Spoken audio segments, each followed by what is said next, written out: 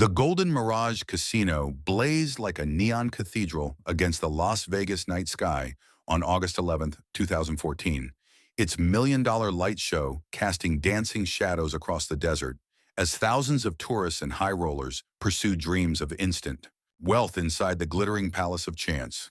The casino's electrical systems hummed with the power of a small city, feeding the endless appetite of slot machines, table games, surveillance cameras, and security systems that kept $41 million in cash secure in underground vaults designed to withstand everything from earthquakes to nuclear attacks. At exactly 3:18 a.m., that cathedral of light suddenly plunged into absolute darkness. The transformation was instantaneous and terrifying. Slot machines died mid-spin, their cheerful electronic melodies cutting off like severed vocal cords. Roulette wheels coasted to silent stops. Blackjack tables became invisible islands where dealers frantically tried to secure chips and cards they could no longer see. Thousands of people found themselves trapped in a maze of gaming floors that had become as dark and disorienting as abandoned caves. Panicked shouts rippled across the casino floor like seismic waves, the voices of confused tourists mixing with the professional urgency of dealers and security guards trying to maintain order in chaos they couldn't understand. Emergency lighting flickered to life with agonizing slowness, casting eerie red shadows that transformed the familiar gambling paradise into something that resembled a disaster movie set. But in the service corridors hidden beneath the casino floor, away from the panic and confusion that consumed the public areas, a maintenance technician in a reflective safety vest moved through the darkness with the confidence of someone who had planned this moment for months. Daniel Vega pushed a wheeled cart stacked with sealed duffel bags, navigating the maze of service tunnels with the sure knowledge of a man who had spent 12 years learning every inch of the casino's hidden infrastructure. When the lights flickered back to life 8 minutes and 37 seconds later, the Golden Mirage's main vault was lighter by exactly $41 million in cash, the largest single theft in Nevada gaming history and one of the most audacious heists ever. Conceived by a lone operator working from the inside, Daniel Vega had vanished into the Vegas night, taking with him a fortune that represented decades of casino profits and leaving behind only questions that would torment investigators and casino executives for years to come. He had accomplished something that seemed impossible in an age of sophisticated surveillance and electronic security. He had made one of the world's most monitored buildings go blind, then walked away with enough money to fund a comfortable retirement anywhere on Earth. The casino had spent billions of dollars over decades making sure the house always wins, installing redundant security systems and hiring armies of guards to protect their treasures. But it only took one man with a wrench, a plan, and intimate knowledge of how modern casinos actually work to shut it all down and prove that even the most sophisticated security can be defeated by someone who understands the system well enough to turn its strengths into weaknesses. Before we rewind to reveal how a simple maintenance technician pulled off one of Vegas's boldest heists and vanished without a trace, I need you to hit that subscribe button right now. Drop a like if you're ready for this incredible story, and tell me in the comments where you're watching from, because this case is going to change everything you think you know about casino security. Daniel Roberto Vega understood invisibility better than most people understand fame. At 37, he had spent 12 years working in the hidden infrastructure of Las Vegas casinos, maintaining the complex electrical, mechanical, and security systems that kept the entertainment capital functioning while earning wages that barely covered his basic living expenses in one of America's most expensive cities.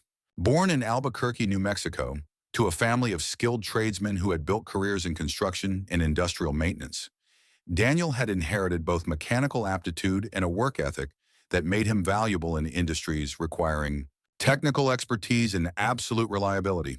His father, Miguel, was a master electrician who had worked on major construction projects throughout the Southwest, while his mother, Rosa, managed the family's small electrical contracting business that specialized in residential and commercial installations.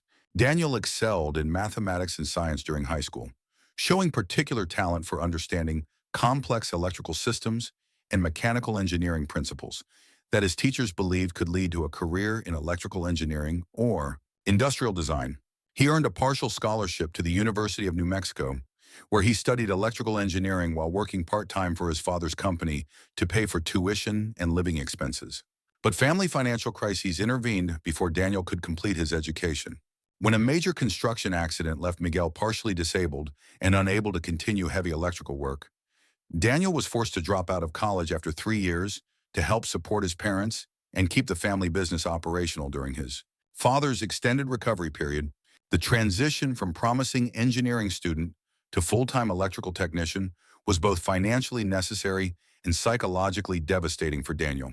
He had dreamed of designing electrical systems for major industrial projects, but instead found himself performing routine maintenance and repair work that required his technical skills, but offered little intellectual challenge or professional advancement. When Miguel's medical bills and the loss of major contracts forced the family to sell their electrical business in 2002, Daniel made the difficult decision to relocate to Las Vegas, where the booming casino industry offered steady employment for skilled technicians who could maintain the sophisticated systems that kept gambling operations running 24 hours a day. The Golden Mirage Casino hired Daniel as a maintenance technician after he demonstrated exceptional knowledge of electrical systems, backup power generation, and the complex integration of security, surveillance, and operational systems that modern casinos required.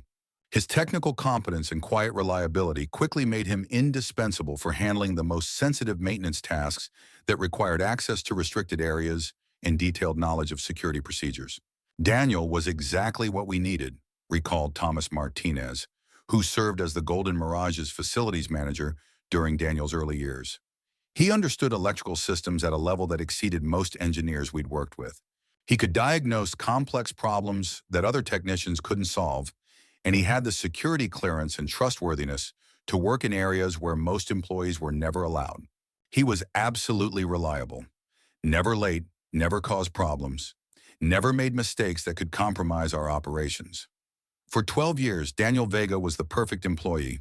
He arrived early for every shift, maintained detailed records that exceeded the casino's documentation standards, and handled the most critical system maintenance with technical precision that made him invaluable during emergencies and major events.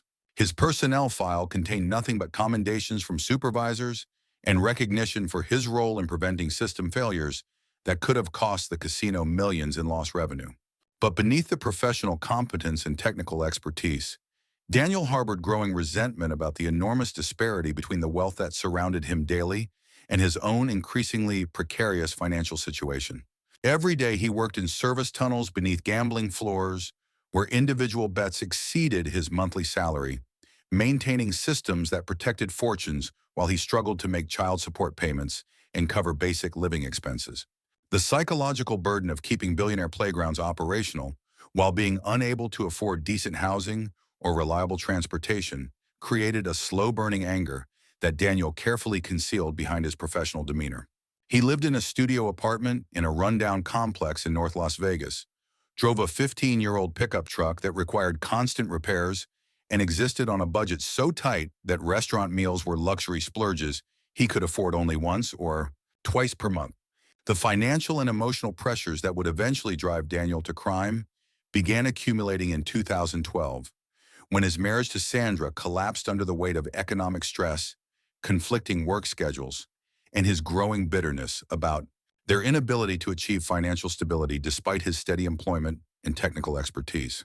Sandra, a nurse at University Medical Center, had grown tired of Daniel's increasingly cynical attitude about his work and his tendency to spend entire weekends obsessing over their mounting bills while refusing to discuss potential solutions or career changes that might improve their situation. She wanted to start a family and buy a house. But Daniel's salary as a casino technician, despite his specialized skills and security clearance, barely covered their current expenses. The divorce proceedings revealed the extent of Daniel's financial desperation.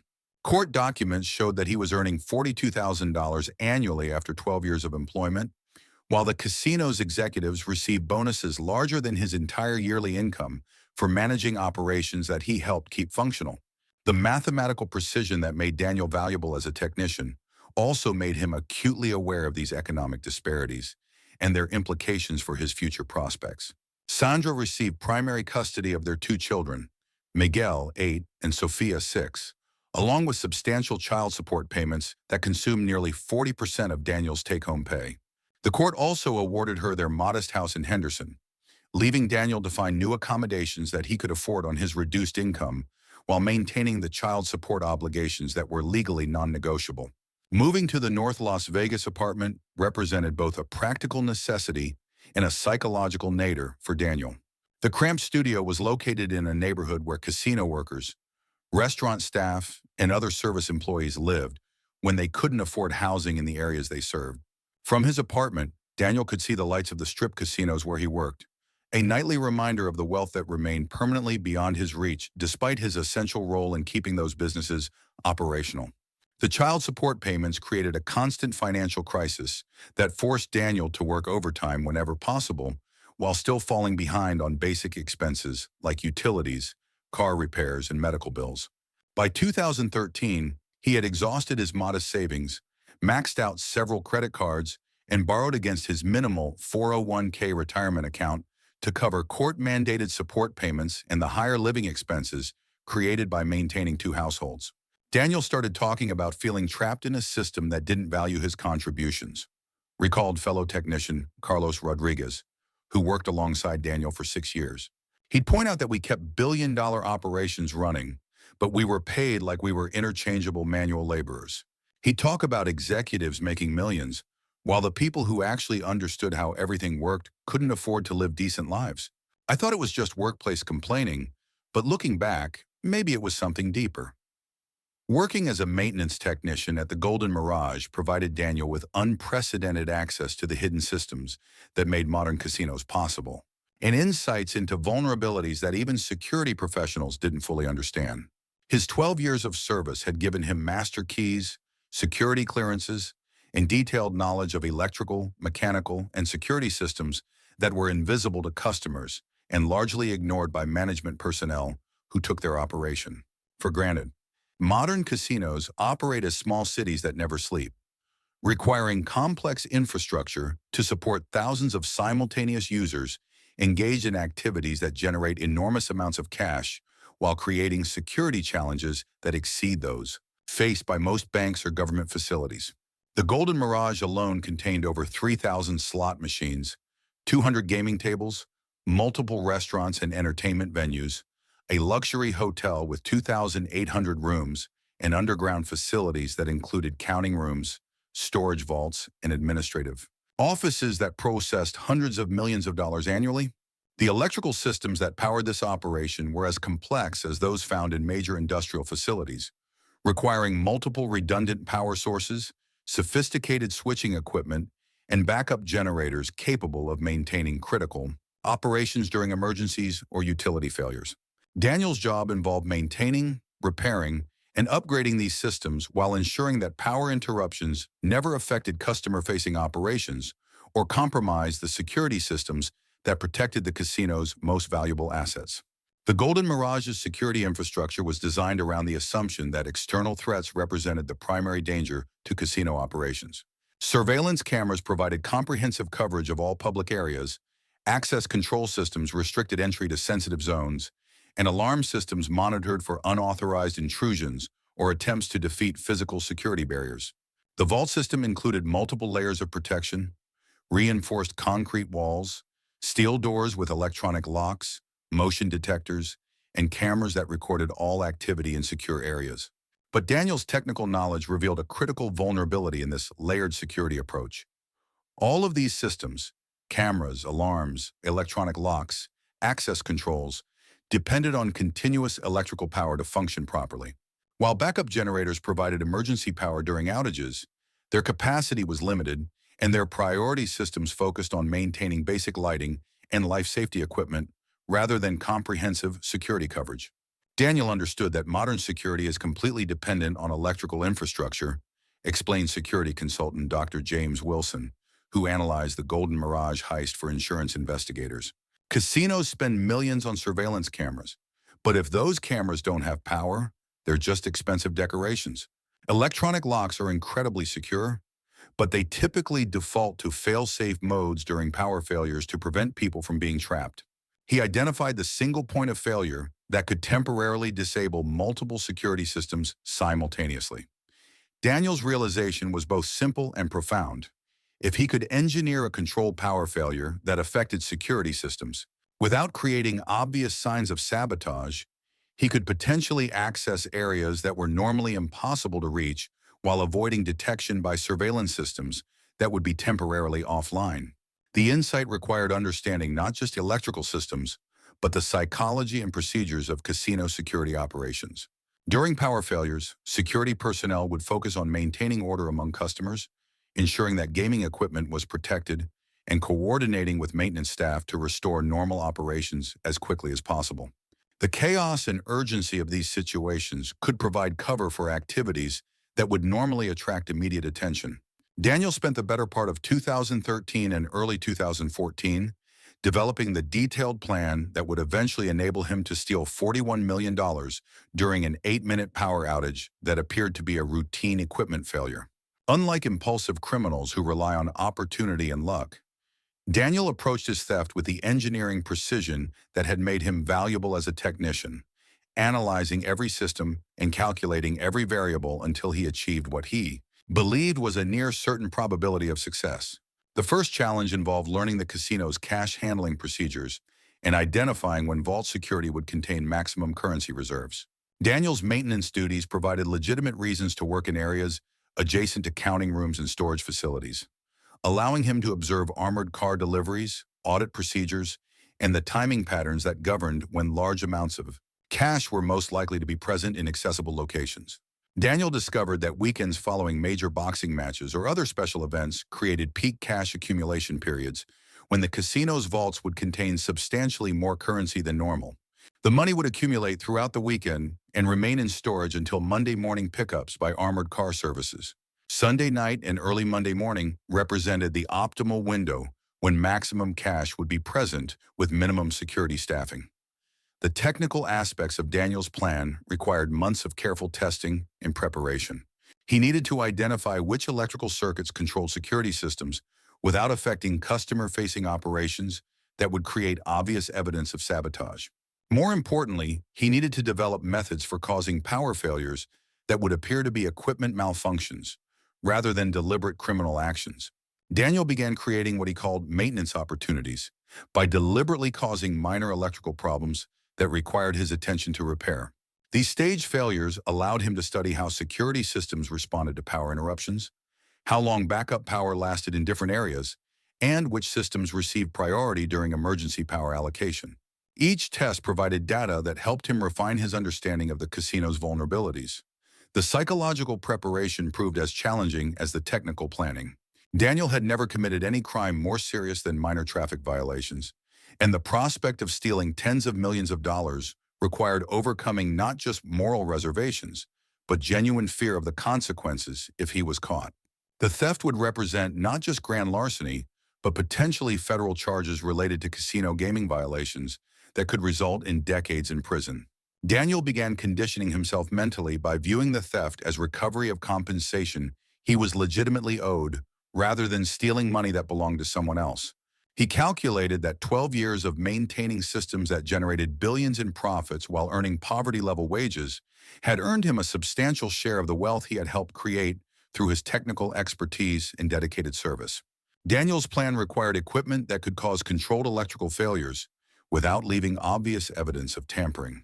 Off-the-shelf circuit breakers or switching equipment would be too easily identified by investigators as potential sabotage devices, so he needed to create custom hardware that would appear to be legitimate maintenance tools while actually serving as instruments for his theft.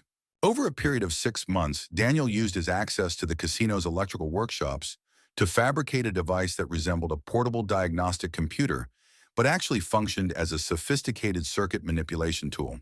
The device was housed in a standard technician's tool case and included legitimate electrical testing equipment, along with hidden components that could cause targeted power failures through methods that would be difficult to detect during routine investigations. The key innovation was Daniel's development of a temporary switching mechanism that could isolate specific electrical circuits without permanently damaging equipment or creating obvious signs of malicious intervention. The device worked by introducing calculated electrical loads that would cause protective circuits to activate, mimicking the kind of equipment failures that occurred naturally in complex electrical systems under heavy operational stress. Daniel tested the device repeatedly during legitimate maintenance activities, using it to cause minor power fluctuations that appeared to be routine equipment issues while actually serving as rehearsals for his planned theft. Each test provided confirmation that the device could reliably cause controlled failures without triggering enhanced security investigations or creating suspicion among his supervisors. The device also included timing mechanisms that would allow Daniel to control exactly when power failures occurred and how long they lasted.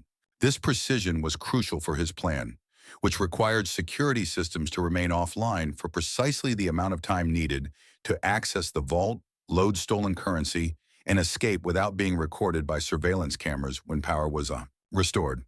Daniel's most dangerous preparation involved systematically testing how casino security personnel responded to various types of electrical emergencies. These tests needed to appear completely legitimate while providing intelligence about guard deployment, response times, and procedural weaknesses that could be exploited during an actual theft attempt. He began creating minor electrical problems during different shifts and at different times, then carefully observing how security teams coordinated their responses.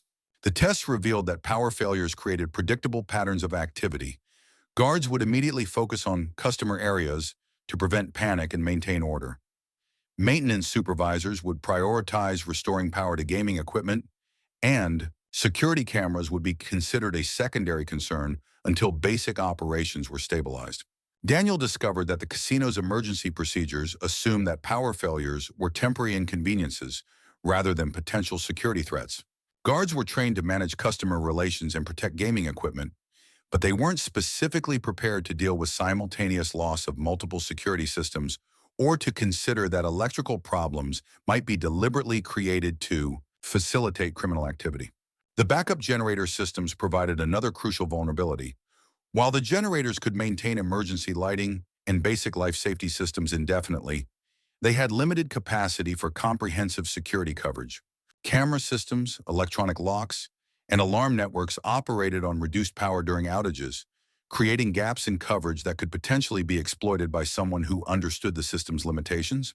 Most importantly, Daniel learned that his own presence in electrical areas during emergencies was not just accepted, but welcomed by security personnel who depended on maintenance staff to resolve problems quickly and restore normal operations. His technician's uniform and official access credentials made him effectively invisible during crisis situations when everyone was focused on getting systems back online.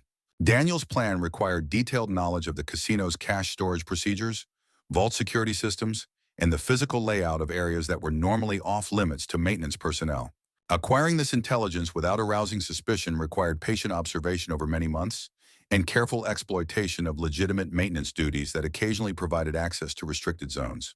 The breakthrough came when Daniel was assigned to repair electrical problems in air conditioning systems that served the vault areas. The work required him to access service corridors adjacent to the main counting rooms and storage vaults, providing opportunities to observe cash handling procedures, security protocols, and the physical mechanisms that protected the casino's most valuable assets. Daniel discovered that the vault system relied heavily on electronic security measures that would be compromised during power failures.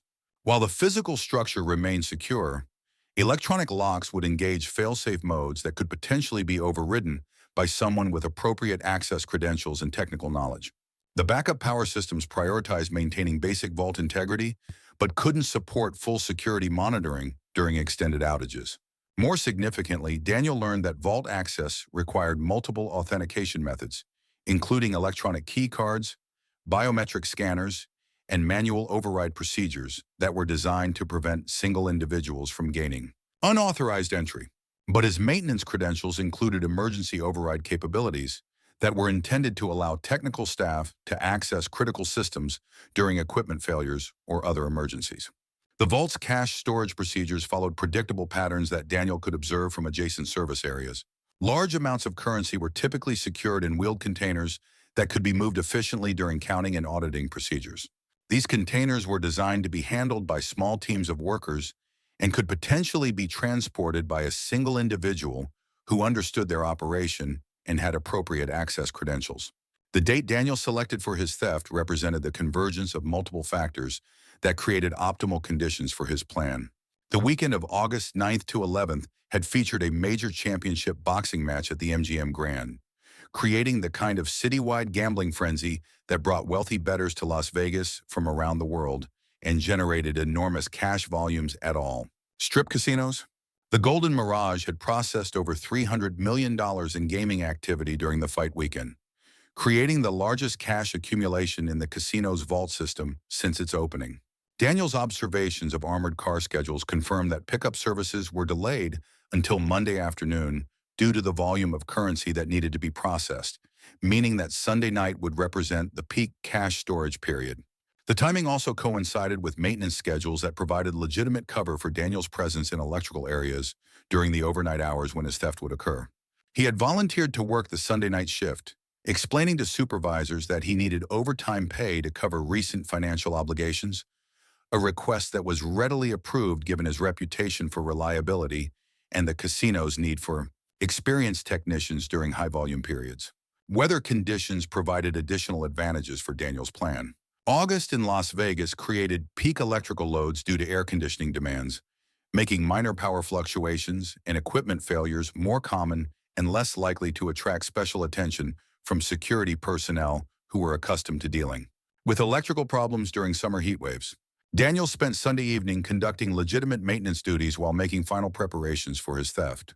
He verified that his custom device was functioning properly, confirmed that vault areas contained the expected cash volumes, and ensured that his escape route remained viable. By 3 a.m. Monday morning, all conditions were optimal for executing the plan he had spent 18 months developing. At exactly 3:10 a.m. on August 11, 2014, Daniel Vega began the final phase of the most sophisticated casino theft in Las Vegas history. Security cameras recorded him entering the main electrical service area, carrying his standard technician's toolkit, appearing for all the world like a dedicated employee, conducting routine overnight maintenance in the complex systems that kept them a Golden Mirage operational. Daniel's movements were unhurried and professional as he accessed the main electrical panels that controlled power distribution throughout the casino's security systems. His custom device, concealed within legitimate diagnostic equipment, was connected to specific circuits with the precision of someone who had rehearsed these actions dozens of times during months of preparation. At 3:12 a.m., Daniel activated his device, sending carefully calculated electrical loads through the casino security circuits that caused protective systems to isolate power to surveillance cameras, electronic locks, and alarm systems throughout the vault areas. The failure was designed to mimic equipment overload conditions that occurred naturally during peak electrical demand periods, creating a plausible explanation for the power loss that would satisfy routine investigations. The casino floor plunged into darkness at exactly 3:18 a.m. as Daniel's device completed its primary function of disabling security systems without affecting customer-facing operations. Emergency lighting activated within seconds, providing enough illumination to prevent customer panic while leaving security-critical areas in darkness that would prevent surveillance recording of Daniel's subsequent activities. The transformation was immediate and dramatic. Slot machines fell silent in mid-spin, their colorful displays going dark like extinguished stars. Gaming tables became islands of confusion where dealers worked by emergency lighting to secure chips and cards. Thousands of customers found themselves navigating familiar casino floors that had suddenly become alien landscapes of shadows and uncertainty.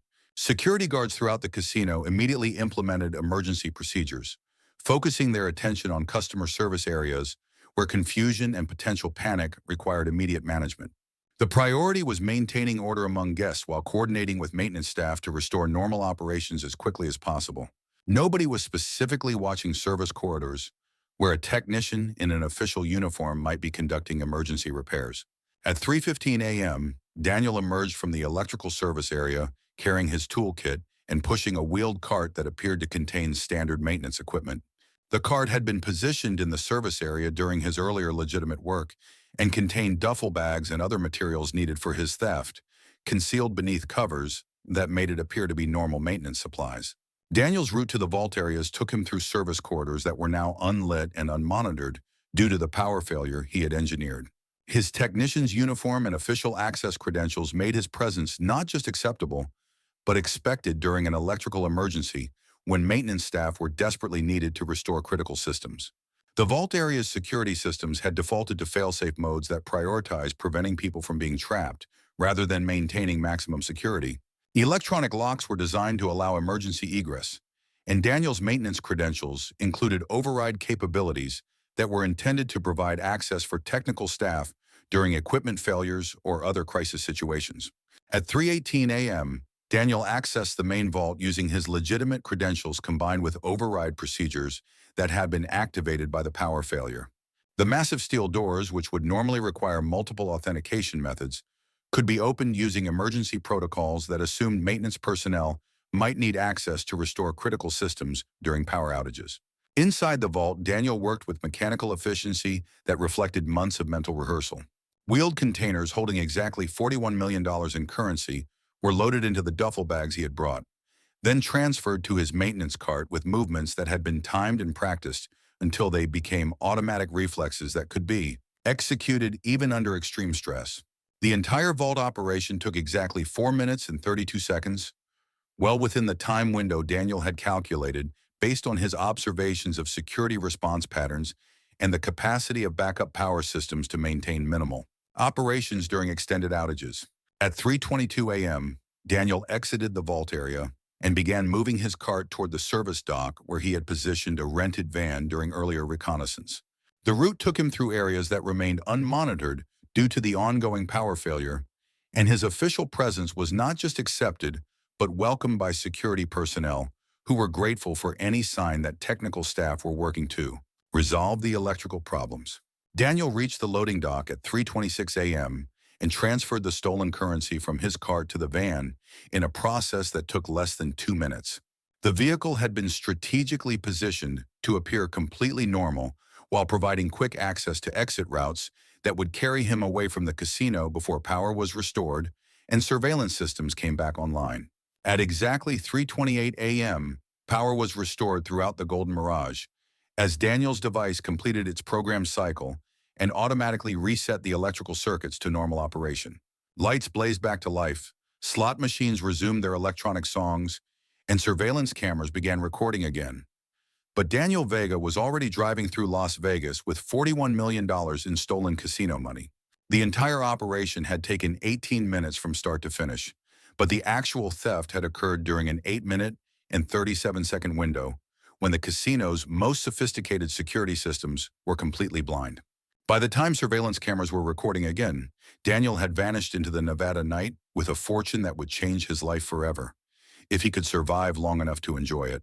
The Golden Mirage's overnight audit team discovered the theft at exactly 5:47 a.m. on Monday, August 11th, when accountants beginning their weekly reconciliation procedures realized that the main vault contained approximately $41 million less currency than their computer records indicated should be present. What began as confusion about possible counting errors quickly escalated into panic when supervisors confirmed that enormous amounts of cash had vanished without any corresponding documentation or explanation. The initial response focused on the assumption that the missing money represented accounting mistakes rather than actual theft. The power outage had disrupted several automated systems that track cash movements, and investigators initially assumed that computer glitches might have created discrepancies between electronic records and physical currency counts. But when a systematic recount of all vault contents confirmed that exactly $41 million in currency was missing, casino management faced the horrifying realization that they were dealing with the largest theft in Nevada gaming history. The missing money had been stored in specific containers that were now completely empty, indicating deliberate removal rather than accounting errors or system malfunctions. Casino security immediately reviewed surveillance footage from the vault areas, looking for evidence of unauthorized access or suspicious activity that might explain how such enormous amounts of cash could disappear during a brief power outage. The investigation initially focused on external threats, assuming that the power failure might have been caused by criminals attempting to create opportunities for breaking into the casino's most secure areas. The breakthrough came when investigators realized that the power outage itself might have been deliberately engineered to facilitate the theft. Analysis of electrical systems revealed that the failure had affected only security-related circuits, while leaving customer service systems largely intact, a pattern that seemed too convenient to be explained by routine equipment malfunctions. Security footage from areas that remained powered during the outage showed Daniel's movements through service corridors and his access to electrical systems immediately before the power failure occurred.